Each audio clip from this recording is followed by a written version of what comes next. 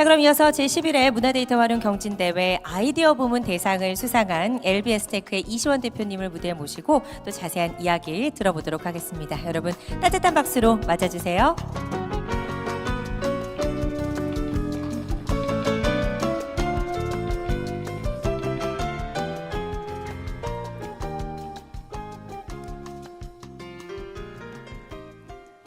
네, 감사합니다. 이렇게 맛있는 식사를 하고 잠이 올 때쯤 제가 발표하는 거여서 살짝 걱정이 되긴 하지만 오늘 발표의 목적은 두 가지라고 생각합니다. 저희처럼 사회적 약자를 위한 서비스 분들이 함께 할 수 있는, 서로 이해할 수 있는 그런 장이 됐으면 좋겠고요. 그리고 방금 우리 발표해 주셨던 대표님처럼 이런 정보 약자들 또 장애인과 비장애인들이 왜 이런 걸 개발하는지 이걸 통해서 결론은 이런 서비스가 우리 비장애인에게도 도움이 될 수 있는 서비스다, 이런 것들을 이해할 수 있는 시간이었으면 하는 마음에 오늘 발표를 시작하겠습니다. 발표에 앞서 저희 회사는 2017년부터 시각장애인을 위한 내비게이션 서비스를 시작했습니다. 처음에 시각장애인 내비게이션 서비스 했을 때 아주 많으신 분들이 야, 그거 서비스 되겠니? 돈도 안 될 것 같고 여러 가지 의견들을 주셨는데, 저희가 그때 생각했던 거 하나는 시각장애인 분들에게 제공될 수 있을 정도의 서비스면 분명히 확대 가능성이 있겠다. 그리고 그 발전 가능성을 저는 좀 크게 봤던 것 같습니다.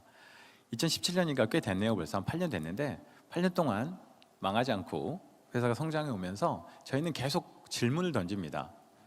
결론은 보행 약자, 이동 약자들에게 제공되는 서비스가 어떻게 해서 확장될 수 있을까?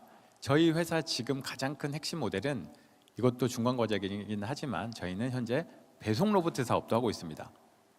시각장애인들의 이동권이 배송 로봇 사업까지 연결되는 과정 중에 하나를 보시게 될 건데요. 저희는 이렇게 시작을 했습니다. 보시는 것처럼 저희는 그 증강현실이라고 하는 서비스를 처음에 대두됐을 때 저희가 갖고 있었던 관점은 이거였습니다. 증강현실이 너무 서비스 좋습니다. 카메라를 통해서 아주 다양한 형태가 보이긴 하지만 그럼에도 불구하고 실제로 이동 약자들이 갖고 있었던 이동에 관련된 어려움들 또는 위험 요소들은 많이 존재하죠. 그러다 보니 정부기관에서는 이렇게 이동 약자를 위한 무장애 지도라는 서비스를 개발합니다. 근데 재밌는 건 이런 무장애 지도 또는 공공 데이터 또는 이런 문화 데이터들의 증강현실들이 합쳐지지 않기 때문에 이런 무장애 서비스를 이용하려면 우리는 장애를 극복하고 넘어가야 된다라고 하는 아주 아이러니한 상황을 좀 맞이하게 되더라고요. 그래서 이런 걸 통합으로 해보면 어떨까라는 생각을 하게 됩니다. 저희가 이거는 당연히 이동약자분들이 우리 비정상인보다 당연히 비장애인보다 당연히 좀 이렇게 환경적으로 이런 혜택을 보기도 어려울 거고, 이런 서비스들이 안착이 안 되기 때문에 어떻게 보면 활용도나 홍보 측면에서도 그 쓰임새가 좀 나뉜 것 같습니다. 저비 서비스를 간단하게 좀 설명드리면 이렇게 생겼는데요. 잘 보이시는지 모르겠는데, 저희가 오늘 이 호텔에 올 때 저도 입구를 찾는 게 좀 헷갈렸거든요. 여러분들은 어떠셨는지 모르겠는데 이 별관 입구 찾는 게 정문으로 와서 이렇게 돌아서 왔는데, 장애인분들한테 어떨까요? 만약에 휠체어를 타고 있으면 입구를 들어올 수 있을까요? 들어올 수 있다고 하면 어느 정도 선까지 들어올 수 있을까?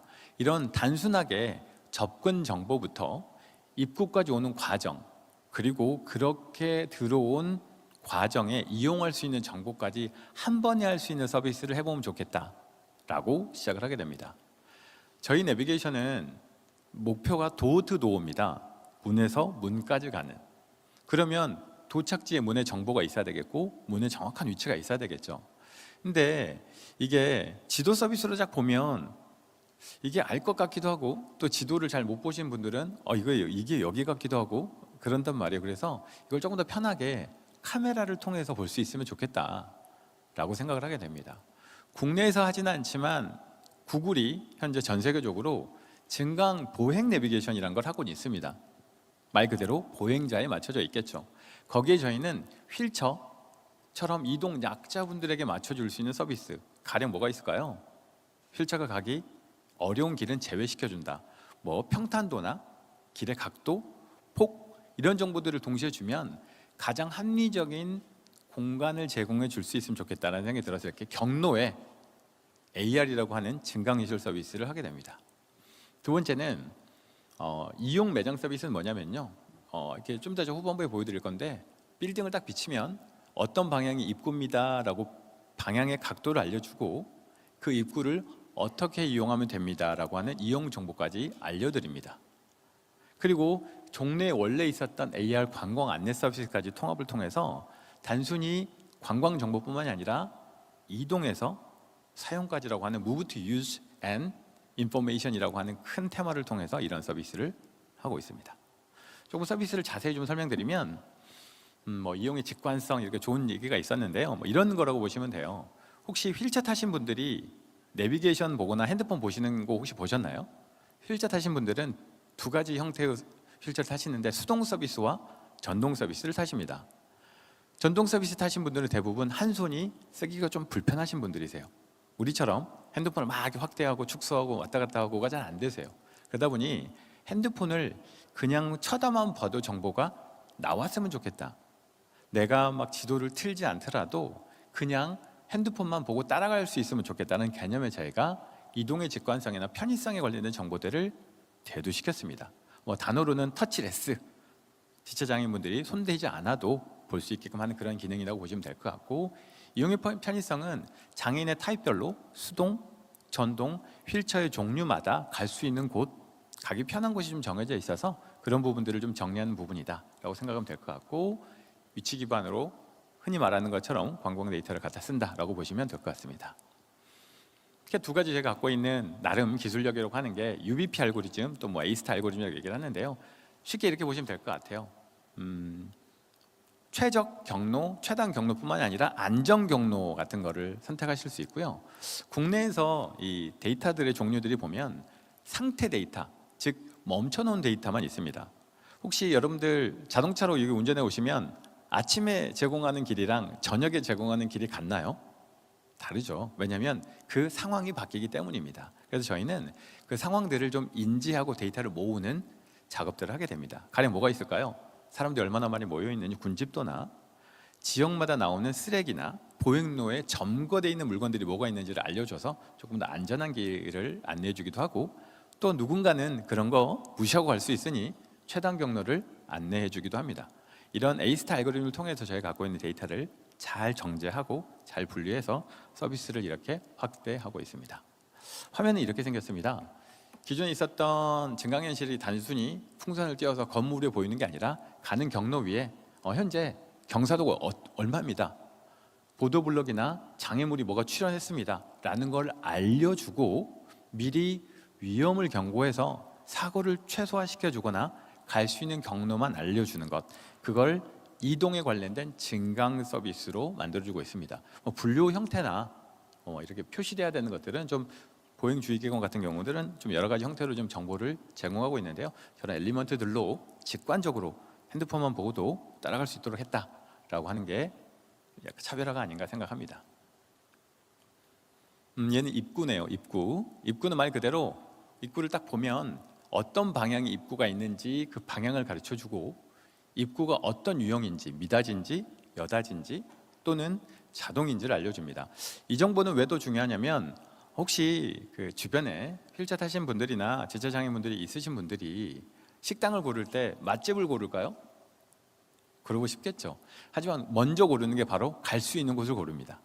그래서 이 입구의 정보는 접근성의 정보에 해당되고, 그 접근의 그 유형에 따라서 갈 수 있다 없다가 구분되기 때문에 이렇게 저희가 진출에 관련된 접근을 제공해 드리고 있다. 그리고 또 하나 더는 각도, 내가 가리키는 방향에 입구가 있는지 어떤 방향에 있는지를 알려주는 이런 여러 가지 형태들로 저희가 정보를 제공해 주고 있습니다. 어쩌면 너무 당연해 보이는 정보지만 그 정보에 조금 더 실용성을 더해서 확장 가능한 정보로 만들고 있다라고 보시면 될 것 같습니다. 이거는 기존에 있었던 문화 데이터를 활용해서 다양한 형태의 API로 이렇게 POI나 이런 그 공간 정보들을 조금 더 구체화시켜서 정보를 오디오나 공간 데이터로 하고 있다고 보시면 될 것 같습니다. 저희 회사가 갖고 있는 가장 큰 장점이 아마 일주일에 한 번 이상 계속 장애인을 만나면서 실증을 한다는데요. 실증을 통해서 제가 항상 배우는 게 있습니다. 제가 생각하지도 못했었던 이런 데이터를 수집을 누가 해주는 게 제일 좋을까요? 지체장애인분들이 직접 수집을 해주십니다. 그러다 보니까 데이터 완성도도 높아지는 거고, 실제 쓰는 데이터들이 모여진다. 그래서 현장에서 데이터를 수집하고 만드는 모든 과정에 장애인들이랑 함께하는 리빙랩이라는 걸 통해서 만드는 과정들, 사용성 테스트를 통해서 완성도를 좀 높이고 있습니다. 지금 저희는 일반 휠체어 내비게이션 서비스를 하고는 있습니다. 근데 휠체어 타신 분들이 대부분 뭔가 조금 더 쓰기 편한 인터페이스적으로서 향상을 원하는 증강을 원하셔서 아마 내년에는 서울의 전체 지역에 좀 증강현실로 내비게이션 하는 걸 목적으로 두고 있습니다. 저희가 이번에 이제 3가지 데이터를 주로 봤는데요. 이 두루누리 이 서비스 봤더니 이 보행로에 특화되어 있는 여행 정보가 있더라고요. 거기에 보행 약자분들이 필요한 정보들을 다시 통합을 해서 여기서 보시는 폭, 그다음에 뭐 턱, 경사도, 평탄도 이런 것들을 골라내서 이렇게 데이터를 조금 더 인핸스 좀 이렇게 고도화 시켰던 현상입니다. 그래서 기존 데이터를 통해서 조금 더 확대를 통하고 그걸 통해서 활용할 수 있는 수준까지 만들어냈다는 거고요. 또 하나 더는 원래 이 무장애라고 하는 개념에 입구 정보가 있습니다. 그죠? 그 정보에 저희가 조금 더 수집 툴을 만들었는데요. 로드 스캐너라는 수집 툴을 통해서 입구가 어떻게 생겼는지, 어떤 타입으로 만들어졌는지를 이 일반인들도 참여해서 데이터를 모을 수 있도록 하고 그 데이터를 조금 더 고도화해서 정보를 실제로 도어투도어 서비스가 될 수 있도록 이렇게 준비했습니다. 그리고 마지막은 보시는 것처럼 일반 음성 데이터나 중요하게 추출된 데이터를 타입별로 맞춰서 짧게 또는 긴 형태로 제공한 형태로 이렇게 데이터를 활용했다고 보시면 될 것 같습니다. 이 관광 데이터가 한 번에 있으면 좋은데 여기 관련된 정부기관분들도 계시겠지만 많이 흩어져 있더라고요. 그래서 저희가 그런 것들을 좀 지역마다 흡수를 좀 통해서 기준을 만들어서 다양한 형태로 데이터들이 지자체에 있는 데이터나 각각 데이터들이 통합되도록 하는 것들의 융합 시스템도 하나 만들어서 제공하고 있습니다.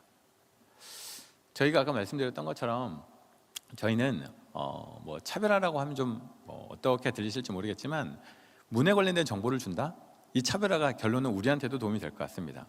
여러분들도 저도 마찬가지지만 어떤 특정한 지역의 입구 정보를 알려준다는 거 눈 보이는 사람은 흔하겠지만 이게 시각장애인처럼 또는 처음 와보신 분들에겐 분명히 가능성도 높고 이게 차별화가 돼서 우리에게 돌아오는 서비스가 될 거라고 확신합니다. 그리고 이런 도어투도어 서비스들이 단순히 도어의 정보만 주는 게 아니라 도어가 어떻게 생겼고 그 도어의 정보를 주소라는 기반이랑 묶어서 앞으로 확대되는 서비스와 서비스의 차별화도 가져갈 수 있을 거라고 생각합니다.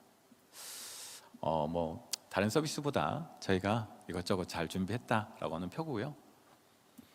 저희는 처음에 시각장애인 서비스 말씀드렸던 것처럼 시각장애인에서 지체장애인 그리고 배송로봇 사업까지 하고 있습니다. 이 사업의 가장 핵심은 뭐냐면 결론은 공간 데이터 같아요.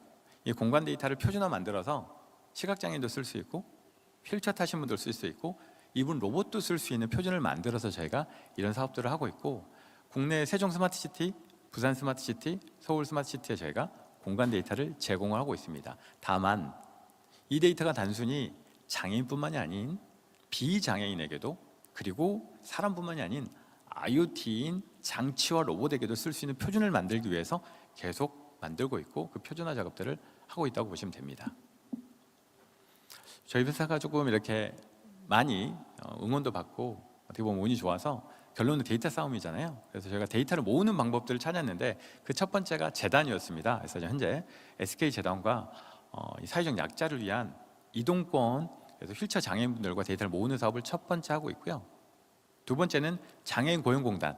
장애인 고용공단이 300개 기관이랑 같이 입구 정보를 모아주고 계세요. 이렇게 생각하실 거예요. 왜 이런 기관들이 모으지? 그걸 모음으로 인해서 그분들의 사회적인 서비스, 기관마다 봉사를 해야 되는 점수나 그런 걸 대체를 통해서 이렇게 데이터를 모으고 있고 마지막으로 내년부터는 공공사업으로도 저희가 데이터를 모읍니다. 보면 노인인력개발원이랑 같이 지역에 있는 노인분들이 저희 어플리케이션으로 입구를 수집해 줌으로 인해서 입구의 정보가 모일 거고 그 정보가 이동 약자분들의 도어투도어 서비스의 중심이 될 수 있는 서비스로 준비를 하고 있습니다. 이렇게 좋은 인증들이나 표준을 만들고 노력하고 있다라는 거고요. 결론은 저희가 보는 가장 큰 사업, 이렇게 약자분들을 위한 사업이 라스트 마일, 퍼스트 마일의 기준이 될 수 있다. 그리고 그런 걸 통해서 우리에게 돌아온 서비스가 될 수 있다라고 생각을 하고 있습니다. 이 베리어 프리 또는 이동 약자를 위한 이동 서비스가 그렇게 쉽지 않았고 저희도 굉장히 오랜 시간 동안 집중을 하고 있는데 오늘 이렇게 약자분들을 위한 서비스를 하는 다양한 대표님들과 다음에 더 좋은 기회로 같이 할 수 있는 프로젝트가 됐으면 하는 마음에 오늘 저희 프로젝트 소개를 마치고요. 오늘 이렇게 좋은 시간 어떤 공간 내주셔서 발표할 수 있도록 도와주셔서 감사합니다. 네, 고맙습니다. LBS 테크 이시원 대표님의 발표 잘 들어봤습니다. 앞서 설명을 들려주셨던 사인인의 서비스와 같이 LBS 테크도 이 베리어 프리를 위한 아이디어를 발표해 주셨는데요. 그 따뜻한 마음이 또 잘 전달이 됐던 것 같습니다. 실제로 서비스가 출시돼서 우리 세상을 더욱더 따뜻하게 만드는데 기여할 날을 저희가 기대해 보도록 하겠습니다.